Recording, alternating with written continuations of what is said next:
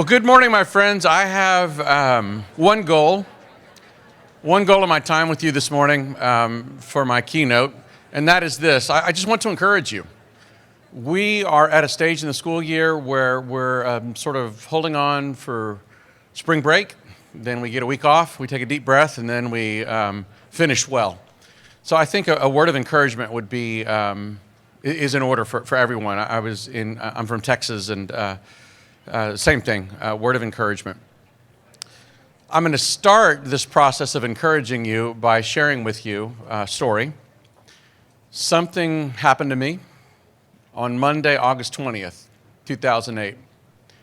This was an event that was so significant, it literally changed the course of my career. That day, Monday, August 20th, 2008, that was my first day ever in my life, as a real, live substitute teacher.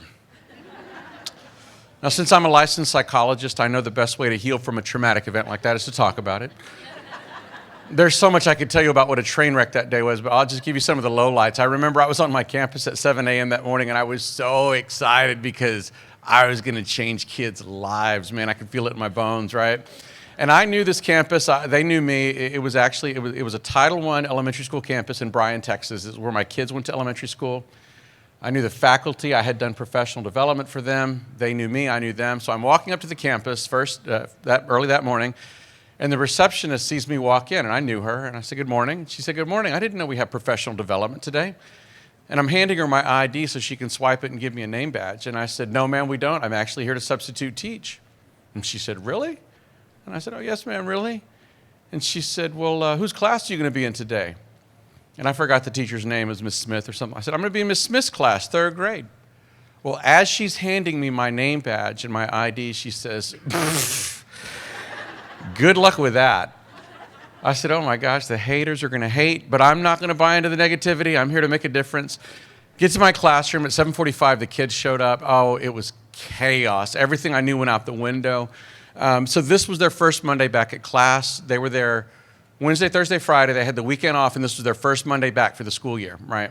And what I didn't know is that for whatever reason, the teacher had come in the weekend before and rearranged all the desks, right? So the kids came in, they were confused, and they were screaming. One kid literally got up and started jumping across tables, like literally was jumping across tables. And I freaked out. I didn't know what to do. And I don't know if you've ever jumped into a cold swimming pool and you're like, right? You just can't breathe. I had that moment, sort of the deer in the headlights.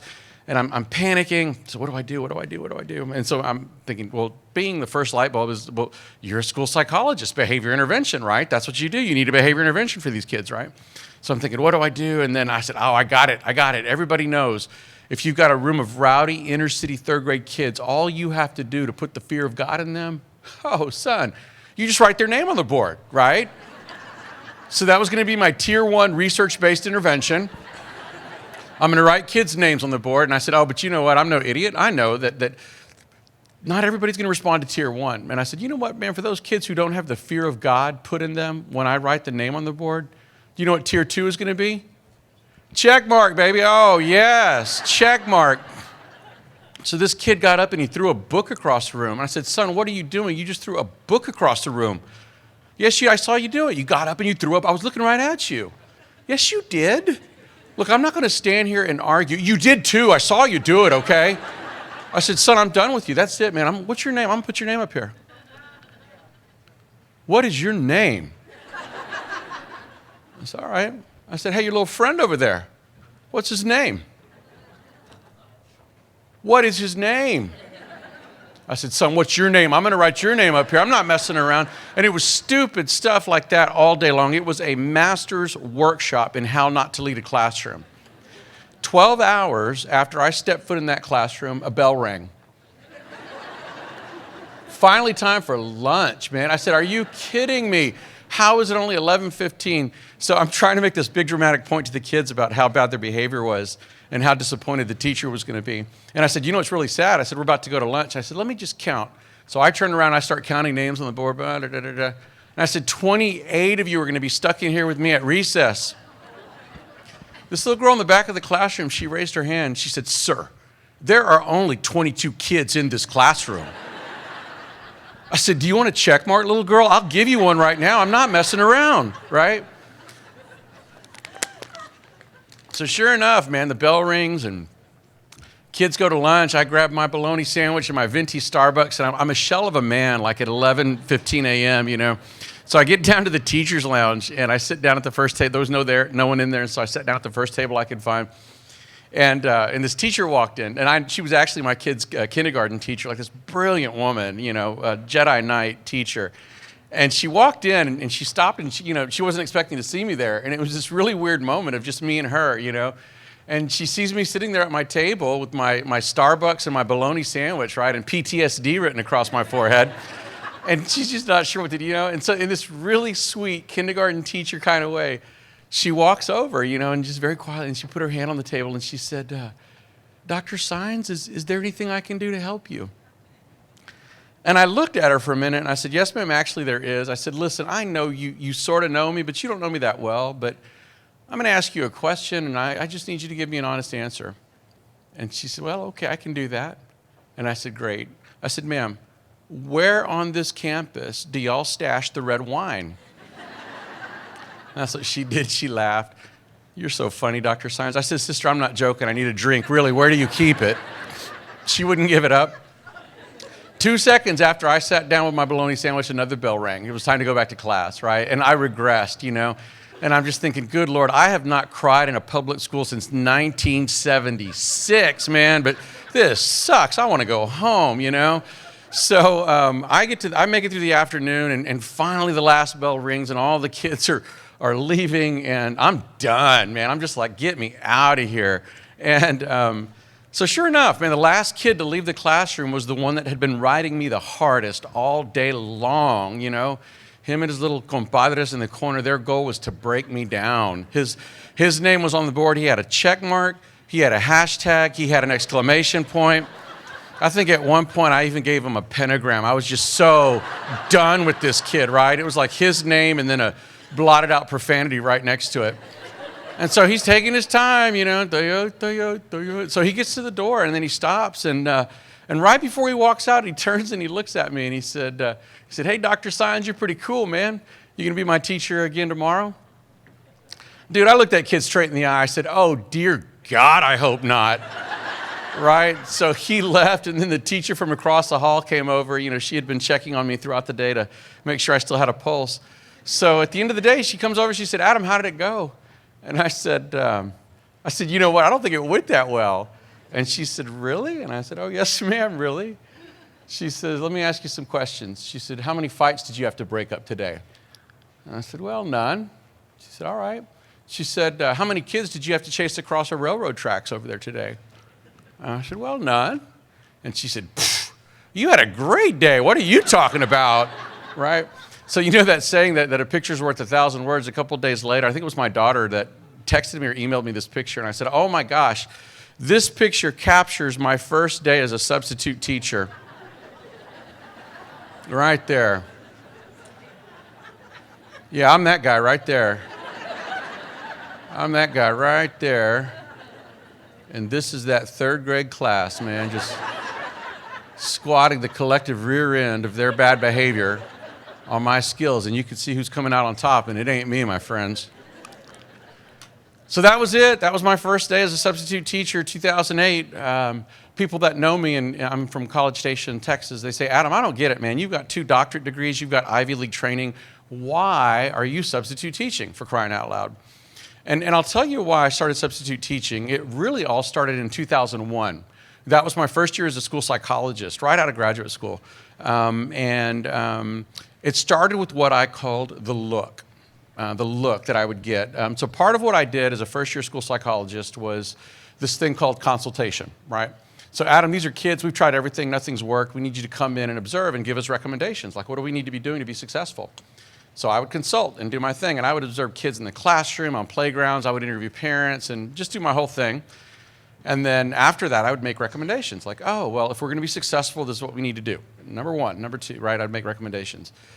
What would happen is that when I would consult and give recommendations, I would get the look, what I called the look, right? And you didn't have to be Sigmund Freud to figure out what the look was saying, you know? And so I'd sit down with teachers and administrators and say, if we're going to be successful, this is what we need to do. And I'd read my recommendations, and they would look at me like I was an idiot, you know? And I thought, that's weird, because in theory, this is what we're supposed to be doing, right? But I'm not getting buy-in. I'm clearly not getting buy-in on my recommendations. Like, what am I missing? And I thought, well, you know, I'm a first-year school psychologist. I'm actually I worked in a hospital background. Maybe I just don't know what I'm doing. I don't know, right? Well, that goes on my whole first year. I'm giving recommendations, and I'm getting people looking at me like I'm an idiot, you know. Into my second year, spring semester, I was working at the high school with this one teacher whom I will describe as, let's just say she was comfortable speaking her mind. I'll put it that way, right?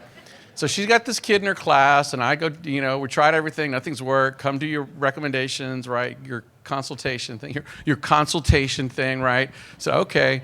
So I go and I observe, and we go back to a staffing, and we sit down at a table like this, and I hand out my report.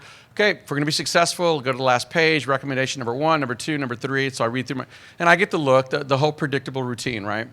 Well, as I'm reading through my recommendations, I could feel this woman's eyes burning a hole in my forehead, right? Like she was just staring me down, right? In Spanish, we called it mal de ojo, you know, the stink eye, right? And so this is weird, man. When I finish these recommendations, I'm out of here because I feel uncomfortable. So I finished my recommendations, and everybody stood up, right? Because I was the only reason we were meeting, and everybody was leaving, right? And so I thought, oh, okay, I want to get out. But everybody bottlenecked at the door, and I got stuck in the back of the pack. So everybody's leaving, and this woman just stayed seated at the table, right? And I could feel her eyes burning a hole on me, right? Well, right when I put my hand on the doorknob to walk out, I was just wanting to leave. And she said, Dr. Saenz, can I talk to you for a minute? And I said, oh, great, here it comes, you know? And so I turned and I said, yes, ma'am, how can I help you? And she said, I just have one question for you. Have you ever taught? Right? And I don't know how, but as soon as she said, I have one question for you, I knew exactly what she was going to, I don't know how, but I knew she was going to ask me that, so I had my answer ready. She said, have you ever taught before? And I said, yes, I taught graduate statistics at Texas A&M University. Oh, son, wrong answer, man, wrong answer. No, sir. She said, let me be more specific. Have you ever in your life taught K-12? And I said, no, ma'am, I haven't. Man, she collected her stuff, put it in her book bag. She got up and she said, ha, that's what I thought. Got up, turned around, walked out. And that was that. So my first thought was, what an incredibly bitter little lady you are. Oh my gosh. It must suck to work with you. But I get to leave this campus, so whatever, right? Well, you know, in the days that came after that, after I got over my wounded ego, I started thinking, you know what, Adam, not only is that a fair question, that's an essential question for a guy like you who's going around telling teachers how to do their job, you know? And I started wondering, like, what if I'm that guy, you know, the ivory tower academic with the PhD that knows everything in theory about what we need to be doing with kids, but has no clue what it's like to be in the classroom, right? Because my undergraduate degree was in English, and then I went straight into psychology. So I said, you know what, man, I'm too old to go back to school and change my major to be a teacher and figure that out. So the closest I'm going to get to having classroom experience is to substitute teach, right? And that's why I started substitute teaching in 2008. Still substitute teach now. I coach high school track and field when I'm not being a psychologist and love it. The first light bulb, though, that went off for me after that very first day of substitute teaching, it was this. Hey, Adam, guess what, big guy? It doesn't matter how many degrees you have. It doesn't matter where you got them from. It doesn't matter what you think you know about education.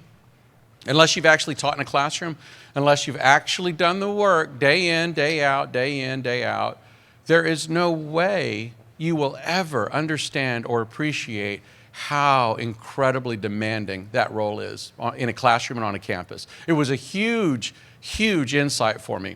It reminded me of a t-shirt I saw one time that said, those who can teach, and those who can't make laws for those who teach, right? I was that guy. I was that guy. And so what happened was I was filled with a sense of admiration, you know, for men and women like you, perhaps, that are in the classroom doing an amazing job. And I'm talking about like from PPCD classrooms all the way up, 12th grade and beyond, just overwhelmed. Like, are you kidding me? This thing is that difficult. And yet there are men and women that are doing just a phenomenal job. So I was overwhelmed with this sense of admiration. And then what happened was that feeling of admiration shifted to one of curiosity. And I got really curious, and I thought, well, how do you get good at that, right? You know, that thing called being a classroom teacher, working with kids. Number one. And number two, how do you get good at it and stay good at it when data show that about half the teachers working in schools now will be employed in another profession in 5 years or so? So I was really curious, and I thought, I'm not qualified to answer that question. I'm not a classroom teacher. You know, I don't have a teaching certificate. I'm not an administrator. I've never been a principal. I don't know anything about curriculum instruction or pedagogy or instructional strategies. I don't know what a lesson plan. I don't know anything about that. So I felt stuck. I'm really curious, but I'm not qualified to answer the question. So after a few months of really thinking about it, I thought, well, hold on, Adam. You've got a PhD in psychology. You're a licensed psychologist. You've got a doctorate of ministry and pastoral counseling. You're ordained clergy. That's your angle. Why don't you investigate the psychological variables that drive vocational satisfaction? And then why don't you investigate the spiritual or existential variables that drive vocational satisfaction? And then distill that to the world of an educator. And then I got really excited. I said, I'm actually qualified to answer that question. So I started doing research around 2008, 2009, 2010, looking at that. What are the psychological variables that drive satisfaction and sustainability professionally? And then what are the spiritual or existential variables that drive sustainability and excellence in our profession?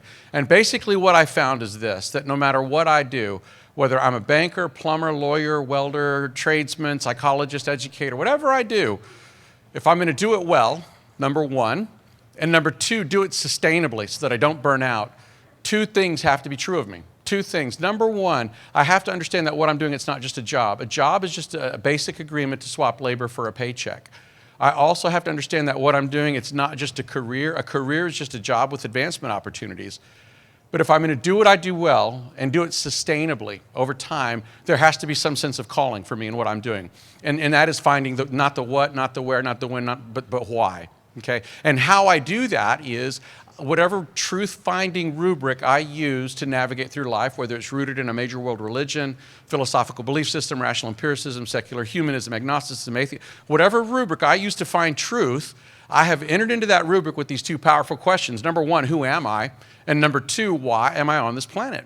And calling, for those of us in education, is that rubric answers back to us and says, this is who you are, and the reason you're on the planet is those kids in that building, right? They need you. You're going to shape the next generation. That's the essence of calling.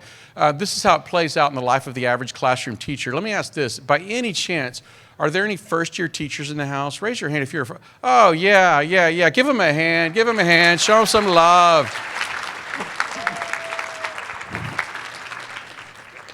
Awesome. Welcome to the family.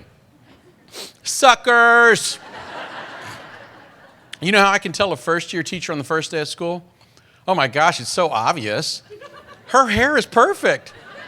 Her makeup is perfect. Her outfit is cute, and she's teaching kids like her hair's on fire, right?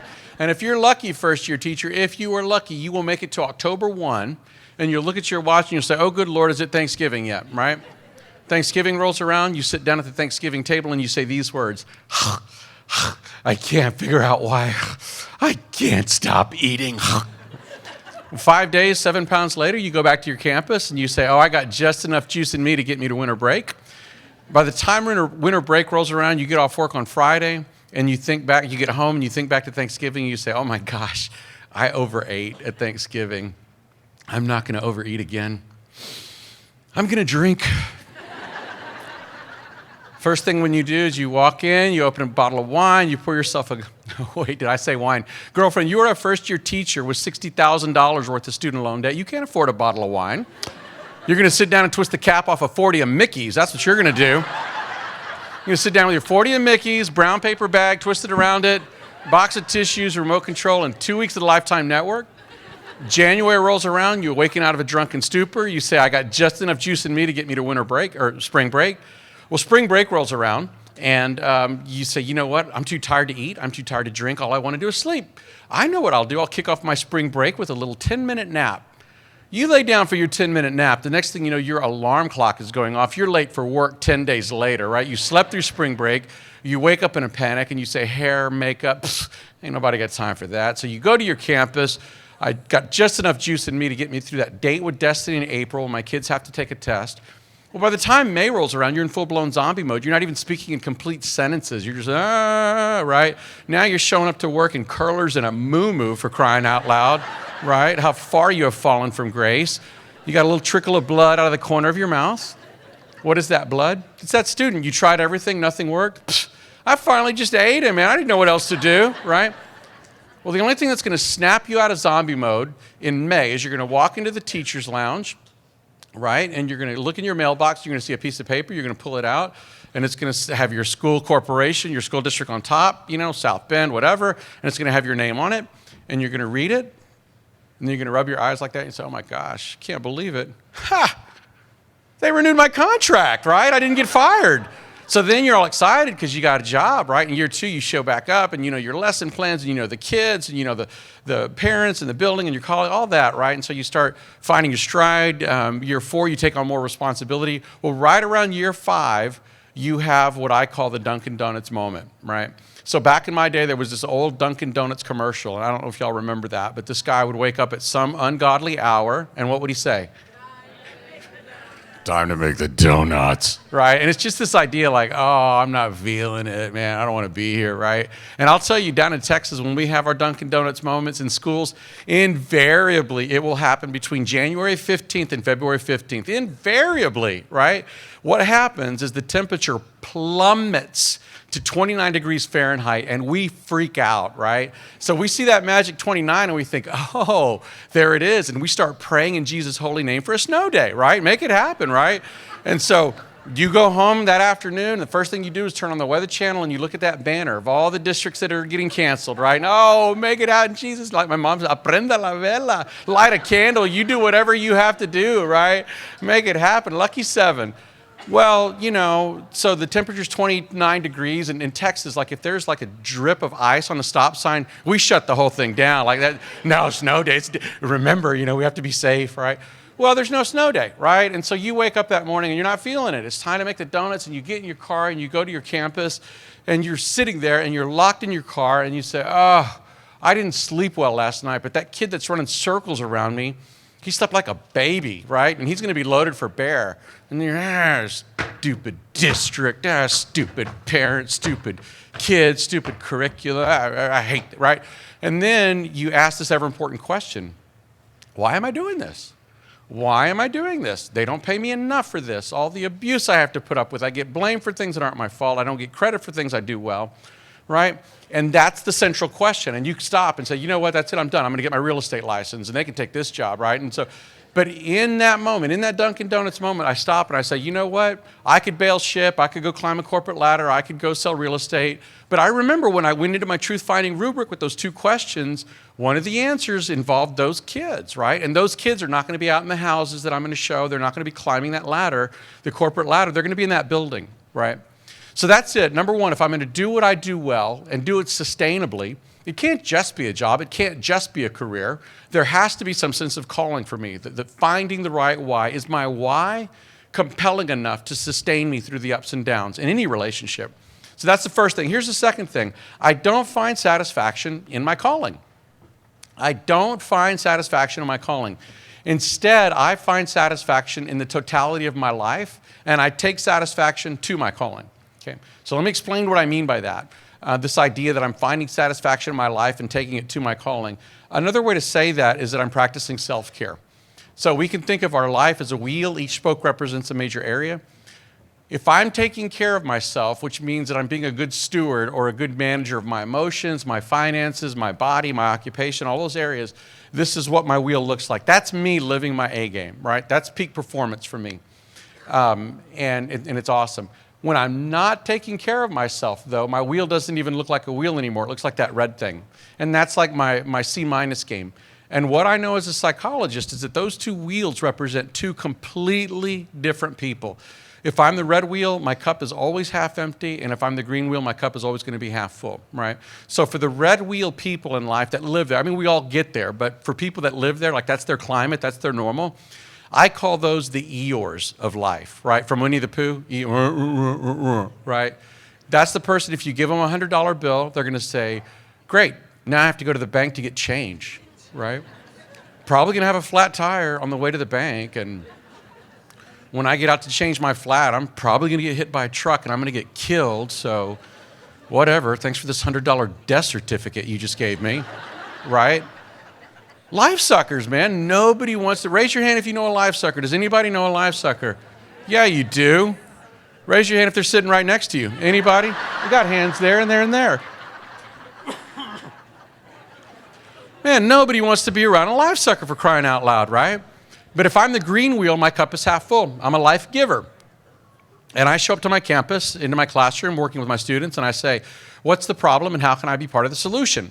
Instead of what's the problem and how can I put it on steroids by attacking, blaming, criticizing, condemning, and all that other, nastiness defense mechanisms that we use in our dark moments, right? So the green wheel is cup half full, the red wheel is cup half empty. And how we approach relationships, this drives how we approach relationships. If I'm the cup half empty, my whole approach to relationships is I'm not doing well, and it's your job to fill me up. It's your job to complete me, to validate me, to make me whole, right? And that's true in my peer relationships, in my romantic relationships, in my friendships, and in my relationship with my calling. So if I'm a life sucker, hey, calling, I'm not doing well. So calling, your job is to fill me up, validate me, make me whole, but, remind me that what I do matters, right? And it's never going to be enough. Versus I'm a life giver and I say, no, I'm here to love, I'm here to serve. What do you need and how can I help you? Now, being a life giver will deplete me, absolutely. But it's just like my iPhone. When it gets to the red 20%, that means you better plug me in real quick or I'm not going to be of any use to anyone. And so what makes excellence sustainable is learning to recognize we have an internal check engine light that says self-care, right? And so it's really about being filled up and then being poured out and being filled up and then being poured out. That model is sustainable. So my wife and I both work for the school district in Bryan, Texas, Bryan College Station. We've been special ed people for 20 years, and we learned early on that the school year gives us a rhythm to be filled up and poured out and you have to honor that rhythm to be sustainable, right? So that's it. If I'm going to do what I do well and do it sustainably, those two things have to be true of me. Number one, it can't just be a job, can't just be a career. There has to be some sense of calling. I have to be there for the right why. And then number two, I'm not looking to that why to validate me or to make me whole or complete. I'm already valid. I'm already whole. I'm already complete. I'm there to love, serve, and be poured out, right?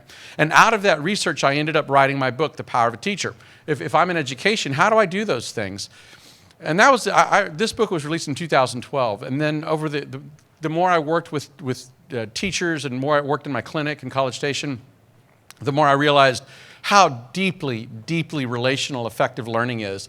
And so I wrote a book called Relationships That Work. What are 4 essential, what I call relational readiness skills that have to be in place for any relationship to have a hope of surviving and thriving? And then most recently, last month, I released my latest book called The EQ Intervention. Just thrilled about the work that's going on in public schools now in social emotional learning. This is where carrots and sticks are failing us, social and emotional learning it's the new tool, and I love the work that we're doing. So I told you that my primary goal was to encourage you, and I could talk through data and research and all of that, and I don't think that would encourage you. But what I'm going to do to encourage you is I'm going to share a couple of case studies in the time that I have left. And I think these case studies will do more to encourage you than me talking through data and research. So these are a couple of kids I'm going to talk about. The boy on the left is a 6th grader. His name is Lou. The girl on the right is a 4th grader, and her name is Maya. These are real kids. I've got parental consent for both kids, so real deal here. As I talk through these 2 kids, there are 2 questions that I'm going to come back to. Number 1 is, do you care about me? And number 2 is, can I make my own rules? And there is so much psychology packed into those 2 questions, but let me break it down this way and say it like this. Anytime you have a leader-follower dynamic in any capacity, whether it is a teacher with students in a classroom, an administrator with teachers on a campus, a coach with athletes, a boss with employees, a parent with children at home, for anytime there's a designated leader and a designated follower, for the follower, following is about surrendering control, right? So if you're going to lead me, leader, I have to surrender control to you, to let you lead. And that can be a very scary prospect, especially for some of the kids that we work with. If you come from a traumatic background, the last thing you want to do is surrender control, right? So listen, leader, before I give you this precious jewel called control of my life, I need to know two very important things about you. Number one, do you care about me? Why would I ever surrender control to anybody that I didn't believe cared about me? I've got to know that you have my best interest at heart, number one. And number two, once you start leading me, can you get me where you say you want to take me? Are you going to make the rules or am I going to make the rules, right? So are you competent enough and strong enough to lead me, or can I rise up and throw you off your game? So the first question is about love, and the second question is about respect. And where you have no love and where you have no respect, you'll have no surrender of control. It's just that simple, right? So I'm going to be coming back to these two questions as I talk through my two case studies. But here's what I want you to do. I want you to close your eyes for a minute. Close your eyes for a minute. I want you to think about the kid that's wearing you out right now, right? The kid that makes you sit out in the parking lot wondering whether you really want to walk in the building, right? And yes, your heart breaks for this kid, and at some level you just feel really angry and bothered, right? Because this kid is sort of a thorn in the flesh. And if you're really honest, you think, man, if that kid, like if somebody could just take him off my plate, my life would be so much easier. You may have 29 candidates that are all qualified. Just pick one that you think, man, if I could not work with that one student, that'd be a lot better for me. Okay, put a sticky note on that kid, that young man or that young woman. We're going to come back to him or her. Let me tell you about this first kid. Latino male, he comes from a low socioeconomic home, single, uninvolved parent. He's truant. He's got problems with the law. He's got mental illness, and he's using street drugs to self-medicate. Demographically speaking, any one of those variables is a strike when you talk about educational outcomes. But when you load all of that into one kid, the likelihood that he will ever be successful, statistically speaking, it drops dramatically. And again, it's bad news for us in schools because the primary toolbox that we have to work with the student like this to sort of bring out their best selves is rooted in behavioral psychology. It's carrots and sticks, right? And so we talk about positive behavior support, we talk about social reinforcement, and then we talk about consequences like suspensions, expulsions. Well, the bad news is that none of our sticks are big enough or sweet enough or juicy enough to get this kid's attention. None of the carrots work, and none of the sticks are big enough or threatening enough to scare him into compliance. So this basic toolbox we have that we've been given, handed down for the last 60 years, it doesn't work that much, right? And when you use your tools and you try to reach the student, you're left with some very intense and uncomfortable feelings because he's not responding. You feel sad, you feel angry, you feel frustrated, you feel hopeless sometimes. If you're really honest, sometimes you feel incompetent. I tried everything and nothing's worked, right? Maybe I'm not really cut out for this. So this student will drive you to those places inside yourself, this really intense and uncomfortable emotion. My guess is that as I describe the student, he probably reminds you a little bit of the young man or the young woman that I asked you to think about. And I get it, man. This kid's a lot. I work with kids like this all the time. So I get it. So this kid is not in 6th grade anymore. Of all things, this little stinker grew up and became a licensed psychologist, and that's what he looks like today. Yeah, I was that kid, and what I want to do to encourage you in the time I have left, I just want to share my story with you. And again, I think that'll do more to encourage you than me talking through data and research. The setting is the early 1980s. Location, lower Rio Grande Valley of Texas, very southern tip of Texas, about 30 miles from the border of Mexico. Mostly Latino, mostly Spanish-speaking. There are 3,143 approximately counties in the United States. This was the 5th poorest per capita. So that's the setting. I'm walking up to school, first day of school, 6th grade. I see this teacher standing at the front door with his arms crossed, and he had a big paddle in his back pocket. And his last name started with T. And we called him Mr. T because he was like Mr. T from the A-Team, right? I pity the fool, right? The fact that he was Caucasian made it even richer, I think, for us to call him Mr. T. I'd never had Mr. T, but two things we knew about him. Number one, you didn't make the rules with Mr. T. No matter who you were, if you broke the rules with Mr. T, you were going to get a consequence. Second thing we knew about Mr. T was he didn't care about us. What he cared about was compliance. That's what he cared about. He didn't care about us, though. Again, I never had the guy, but I didn't like him. And so I see him, and he sees me, we make eye contact, and I'm thinking, you know what, I don't want to do this with you. I don't want to engage you, not on day one. So I start going around to the back of the school to come in the back way. Well, he follows me.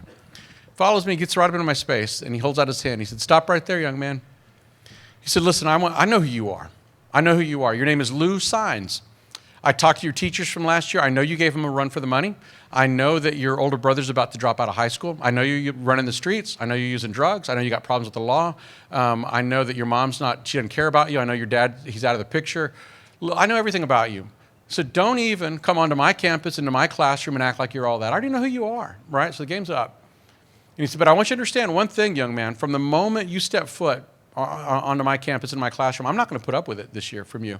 Your other teachers may have, but I'm not. I'm going to get you in line. I will have you in line this year, period.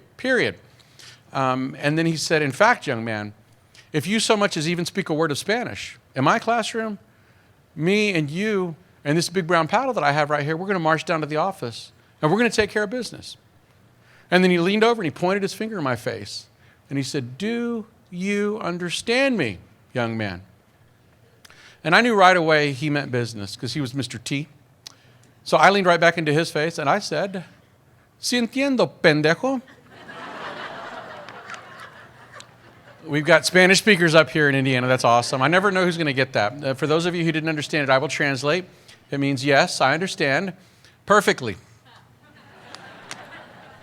You might want to Google that before you roll that into your conversational Spanish. Fair warning. No, hombre, vámonos, man. It was a short honeymoon, right? He said if I spoke Spanish, there'd be consequences. They were his rules, and I broke them. So off we went to the office. Day one, right? Short honeymoon. Bam, bam, bam. Well, you know what happened? We got locked into a pattern. Every day, that's all we did. To the office, from the office. That was it, man. If I'd had an IEP, goal one would have been Lou will go to the office, right? I mean, that's all I did. And Mr. T always had these one-liners for me as we're walking down to the office. Well, Lou, you couldn't make it through a single day, could you, Lou? Well, Lou, it must be your job to make my job hell, right? And it wasn't just at school. It was at home, too. My mom was a single-parent mom and trying to do the right thing, but just out of her league, like just not even remotely equipped to do that. And every day I got home, I would hear it from my mom, ay, mijito, what have you done? Ay, mijito, when will you learn? Ay, mijito, pues, ¿quién te manda? Why do you do these things, right? It was a beatdown. 3 things happened that year that made my life particularly difficult. First thing, it's a long story, but 2 of my friends went to go buy some drugs. There was a shootout, and my friends were murdered. Very next day, there I was back on my campus, to the office, from the office. Couldn't make it through a single day, could you, Lou? Second thing that happened that was related to that first thing is that a group of young men broke into my home. They restrained me, and they sexually assaulted my cousin. And for a number of reasons, I couldn't talk about it. But the next day, there I was back on my campus, to the office, from the office. Must be your job to make my job hell, Lou, right?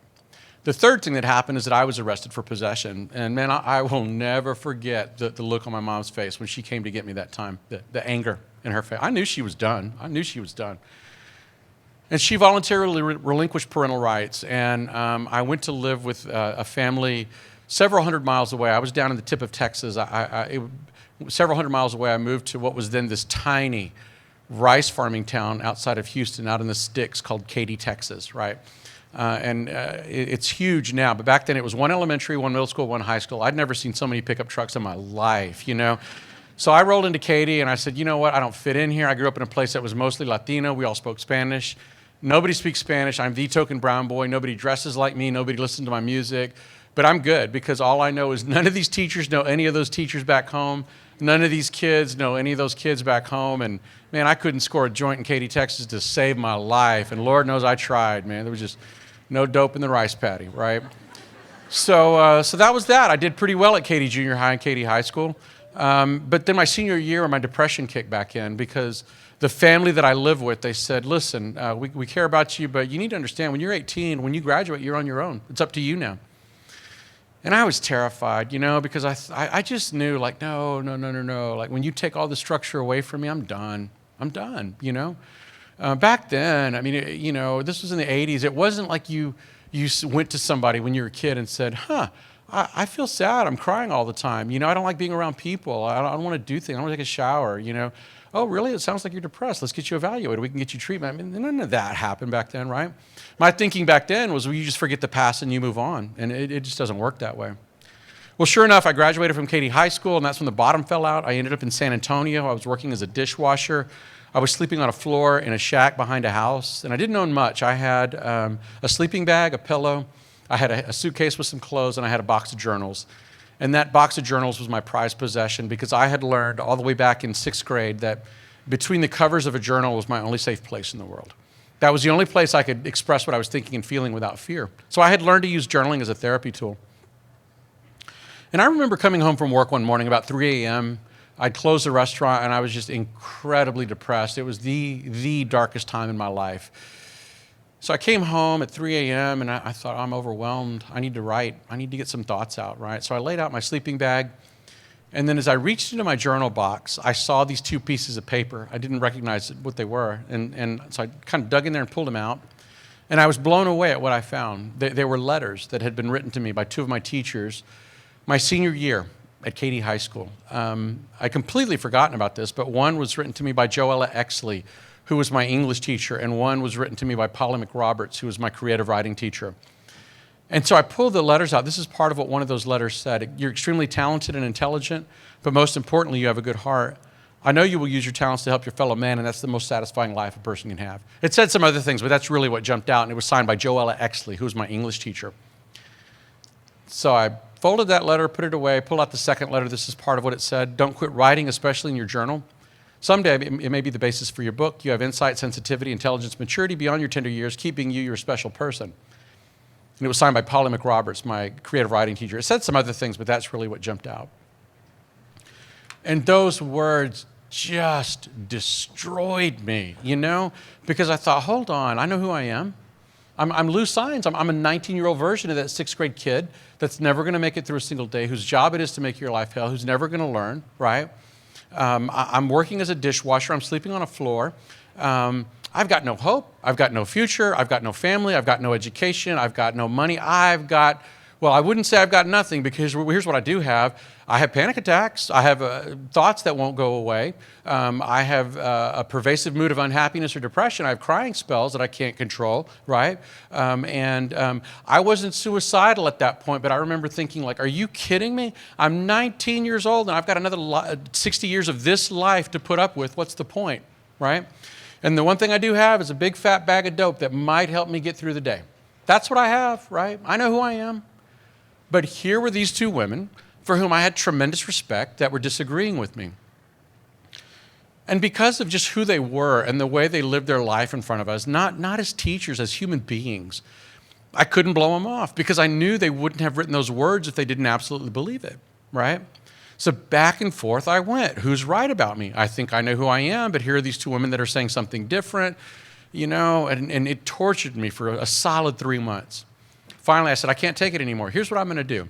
I'm going to create a test that I know I'm going to fail, but once I fail this test, that's all the proof I need in my own heart to look at those women and say, you know what, that was really sweet, but you were wrong. I had you fooled. I was right. Here's the test. I'm going to try to get into college.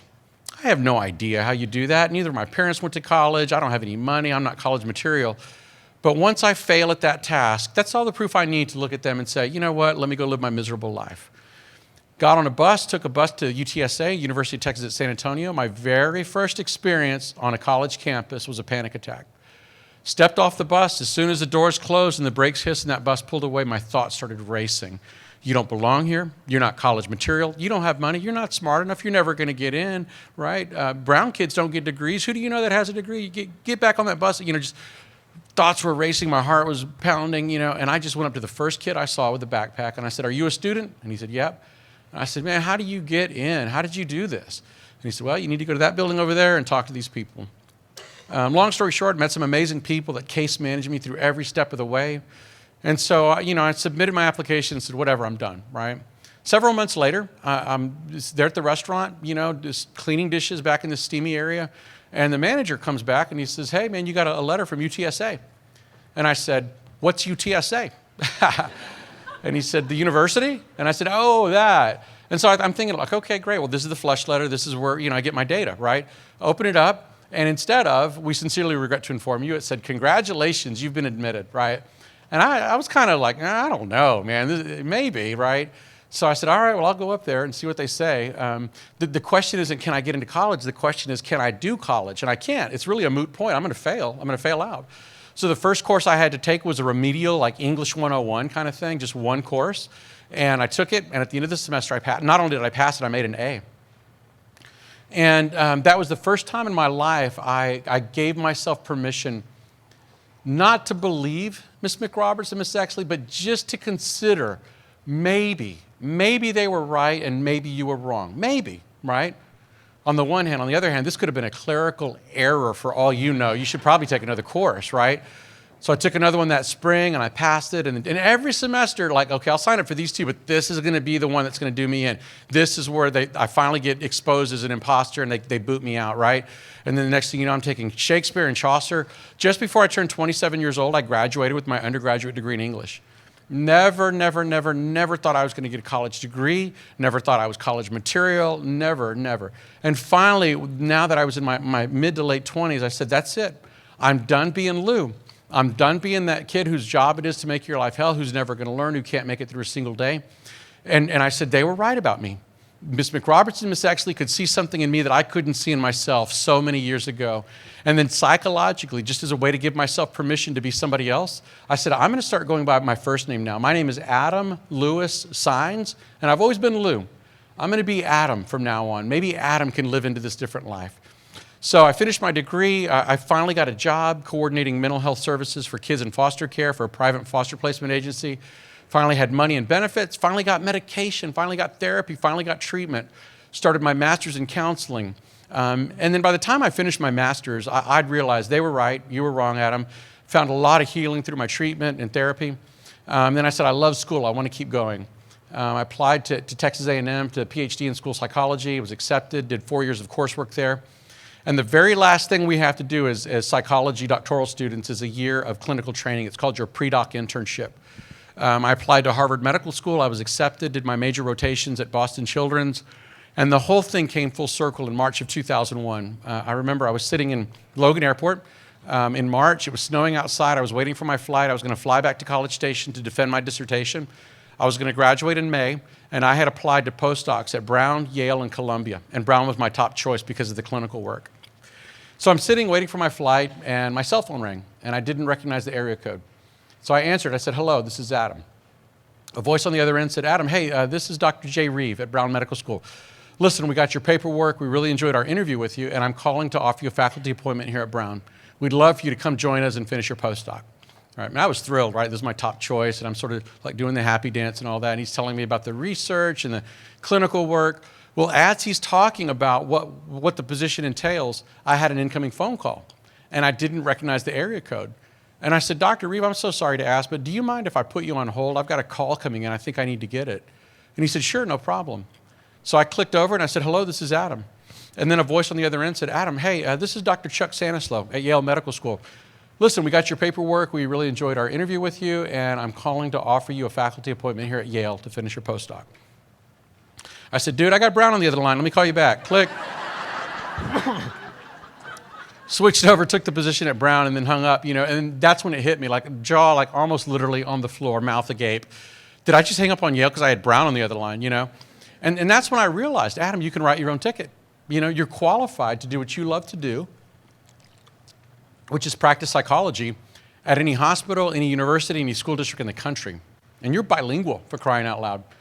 So you just decide where you want to go, and I bet you they'll make a place for you, right? And I think for anyone to have a moment where you realize that your professional skill set is that valued, it's a landmark moment. But when you grow up doing without and not having things, and you have that moment, it's just surreal. And I realized in that moment, I wouldn't have these options now if I didn't have a PhD. And I never would have had the courage to apply for a PhD if I hadn't finished my master's. Never could have applied for a master's if I hadn't finished my undergrad in English. And man, I'm here to tell you, I know that I know that I know that I know. I never would have stepped out to be anything more than that mistaken version of who I thought I was. Had men and women like you not spoken truth into my life. 35 years ago, 2 women could have said, they don't pay me enough to put up with a kid like that. Hey, I didn't bring that kid into this planet. Don't make me parent him. And man, they would have been exactly right. But by God's grace, man, they knew. If not me, then who? And if not now, then when? And I'm deeply, deeply indebted to Ms. McRoberts and Ms. Exley. And I always say, I'm grateful for the doors that my education has opened and the opportunities it has afforded me. But education really didn't change my life. Educators did. It was men and women like you who took the time to get to know that kid, what's behind everything that you see, what's going on inside, and how can we intervene. If you ever happen to be in Katy, Texas for any reason, and you're driving down Westheimer Parkway, you're going to see this building, and that's Joella Exley Elementary. And if you ever happen to be driving down France Road, you're going to see that building, and that's Polly McRoberts Elementary. And I'm so proud of Katie for honoring those two women. Give me 5 more minutes. I'm going to tell you about the second student, and then we'll take a break. This was Maya Chavez. And when I look at that picture of Maya, her smile does not convince me. Excuse me. And when I think about who she was when that picture was taken, I think, man, what does this kid have to smile about? She was in 4th grade. She had been in the custody of protective services for 2 years already in her young life. She had experienced things that no human being should ever have to experience, let alone a little girl. And we sit her down in front of a camera and tell her to say cheese. I mean, what's there to smile about, right? Well, what you know, because of what you do for a living, is that for kids that grow up in chaos, they develop a base layer of emotion. They live in fight or flight. They're always in arousal mode because they never know what to expect. And I'm not talking about from year to year or month. I'm talking about from moment to this moment, now to this moment, now to this moment. Is this going to be when somebody walks into my room and touches me? Is this going to be when the bullets come flying through the window? Is this going to be the moment where somebody knocks on my door and says, ma'am, we're here to take your kids away, right? Moment to moment to moment. And you're 10 years old, for crying out loud. I mean, how do you begin to understand that? And so these kids live in fight or flight, and they figure out real quick that flight is never the right answer. You always fight, you never run, right? So then there's aggression, conduct problems, and it's horrible, right? So then what happens if the parents aren't doing what they need to be doing to keep the children safe? Protective services will remove them and put them in foster care. And we in our adult minds think, well, good, at least they're in a safe place now. Sort of. But what that kid is thinking is, you know what, that family may have been crazy, but they were my crazy, and I don't have them anymore. So then you add to that first layer of emotion, the fear/anxiety/stress, a second layer of emotion, and that's sadness and grieving, because they're grieving the loss of their biological families. And then what happens is those kids know that building called school and the adults in that building are the safest, most predictable part of their world. And if they're going to act out those feelings of anxiety, fear, frustration, sadness, grieving, and loss, they know that building and those adults are the safest place to do it. It makes our calling extremely difficult at times, but in many ways it's a badge of honor because those kids are saying, you're safe and I can get this out with you. Well, what happens, statistically speaking, across the country, if a child has not been adopted by the time they're 10, 11, 12 years old, the likelihood that they will ever be adopted, it drops dramatically, right? And so then you add a third layer of emotion to those kids' palate, and it's hopelessness, because they know in their gut, I'm not adopted, I'm 10, 11, 12 years old, the ship sailed and I wasn't on it, right? And by now, they're acting out not just where it's safe in schools, they're acting out on the streets where it's not safe. So you have a history of interaction with the legal system, probation officers, ankle monitors. It's so complicated at that point. And if you ever have a family that's even thinking about adopting a child like this, that state worker will sit down that family at a table and have them read through stacks and stacks of paperwork, loads of referrals, loads of psychological evaluation, a list of diagnoses, a list of medications, inpatient treatment, outpatient treatment, all of that, because the state is saying, this will not be a bait and switch. If you're gonna adopt this child with special needs, you need to know what you're signing up for, right? And who's gonna want to sign up for that, for crying out loud? Well, Maya ended up in Judge Cindy Miller's court in Bryan, Texas. She stood in front of Judge Miller in March of 2010. Judge Miller slammed her gavel and changed Maya's life forever. But for Maya, the circumstances were a little bit different because a family read her file and they said, we know exactly what we're signing up for. And in March of 2010, Judge Miller made it official, and that was the day that Maya Chavez became Maya Saenz when my wife and I and our children adopted her. So there we are on our adoption day with the judge. That was on a Tuesday, right? That very next Saturday, Maya and I had our very first daddy-daughter dance, and there we are getting ready for the daddy-daughter dance.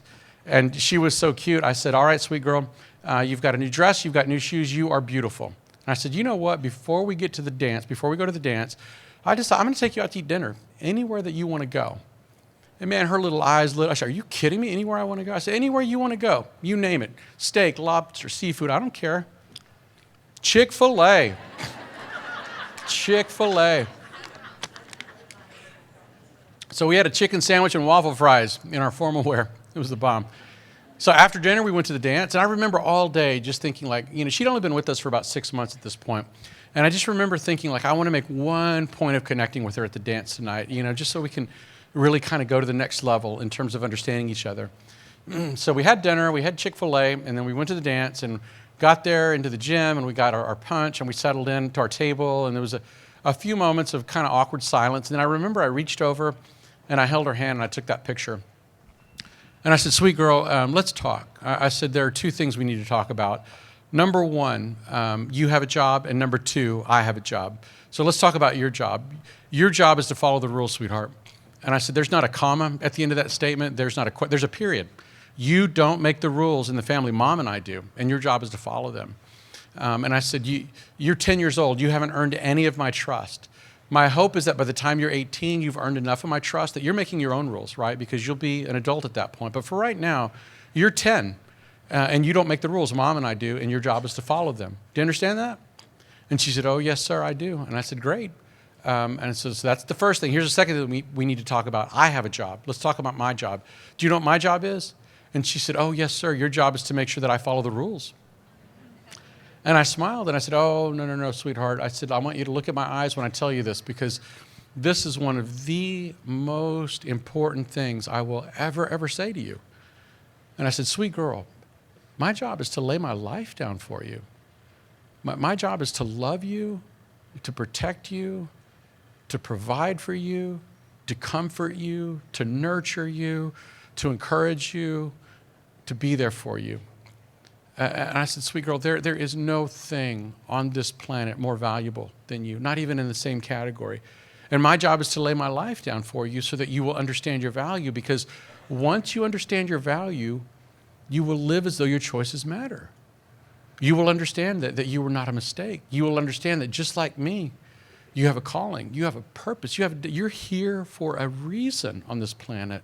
You have good to do with your life. And I said, sweet girl, listen, I get something. You're going to push us and you're going to test us. Do they really mean it when they say they make the rules and I don't? And you're going to push us and test us. Do they really mean it when they say they love me? And I said, sweetheart, I'm not going to like that. It's going to make me angry. It's going to frustrate me. But I want you to understand one thing right now. There is nothing you could ever do that will ever separate you from my love for you. I will always be your father, and you will always be my girl. I'm not going anywhere, and nothing can change that. I said, my trust, I don't give it away. You have to earn it. But my love is a gift, and all you have to do is receive it. And then I remember in a moment of incredible insight, she looked at me, and she said, Dad, I don't think I've ever been loved that way before. And I smiled, and I said, oh, sweet girl, believe it or not, I know exactly how you feel. I said, let me tell you a story about a kid I used to know. His name was Lou. And I shared my story with her, just as I've shared it with you. And as I shared my story with her, this peace came over her, because I think she realized this guy might work out. This might be a safe place for me. And it was a powerful moment in my relationship with my daughter. And the reason I share her as a case study is just to underscore the generational power that we have. When I think about the men and women that invested in me and poured into me when, quite frankly, I was not the best version of myself. How do I look at a girl like this and not bring her into my life and into my heart? That's the generational power that we have. The little ones that are showing up on our campuses and running our hallways, 20, 30, 40 years from now, when some of us are barely able to rock a rocker, it's going to be their world. They're going to own the businesses. They're going to own the vehicles. They're going to own the homes. They're going to own all of this. They're going to run it. And when they sit down over a beer, over a coffee, whatever, and talk about who their game changers were, your names are going to come up. You're going to be the people that they cite as the deciding factor in their lives. That is the power that you have, and it is amazing. My wife and I were married in 1995. We're celebrating our 25th anniversary this year, in fact. This is what my kids look like in 2002. There's my daughter, Alisa, on the left. There's Isaiah in the middle, and there's Andrew on the right. This is what they look like in 2008. There's Isaiah on the left, Alisa in the middle, and Andrew on the right. And this is what my kids look like in 2010. There's Alisa on top, Isaiah on top, Andrew on the bottom, and there's Maya. This was 2015. We're actually on the campus at A&M there, and they were all teenagers there. And this was Thanksgiving. And we are so blessed as a family. So here's what I want to do to close. I want you to close your eyes. And let me end with this. Close your eyes and think about the kid that's wearing you out. I get that. I don't blame you. I don't judge you for that. That student is a lot. But close your eyes and let me just speak to you on behalf of that child. Hello, sir. Hello, ma'am. Thank you for coming to work today. I don't know where I'll end up when I'm 19. I may be earning academic honors at an Ivy League university. I may be serving my country in the military. I may be an employed high school graduate. I may be in jail. I may not even make it to 19. Only God knows. But regardless of where I might be and what I might be doing at 19, you need to know that our interaction, you, the educator, and me, the student, it shapes me. You need to know that even though the school building may sometimes seem like a zoo to you in some very important ways, the school building can be the safest place on the planet for me. You need to know that when you teach me, even at your worst, you have the potential to be a better influence on me than much of what and who I experience off this campus. You need to know that when you love me, even at your worst, you have the potential to love me more sincerely and effectively than many people I'm around away from this campus. The state will give me a test once a year that may measure some of what you've taught me, but I guarantee you, life will give me a test every day that measures all of what you've taught me. So thank you for teaching me, especially in those moments when every part of my being is communicating, I don't want to be taught by you. Thank you for loving me, especially in those moments when every part of my being is communicating, I don't want to be loved by you. Bottom line, I need you. I need to know you care about me. I need to know that I don't make the rules. And I may never be fortunate enough to appreciate that and express that or even realize that, but I hope you're courageous enough never to forget. So thank you for coming to work today, sir. Thank you for coming to work today, ma'am. Please take care of yourself. Please be well. Please come back tomorrow. You went into education to make a difference, and man, I'm here to tell you, you were not wrong. My life is living proof. The kids that we're working with now, I was them 35, 40 years ago. What you're doing matters, and we may not get to see the fruits of our labor immediately, but I guarantee you the work is not in vain. Thank you so much for all that you're doing. Have a great, great rest of the morning. God bless you.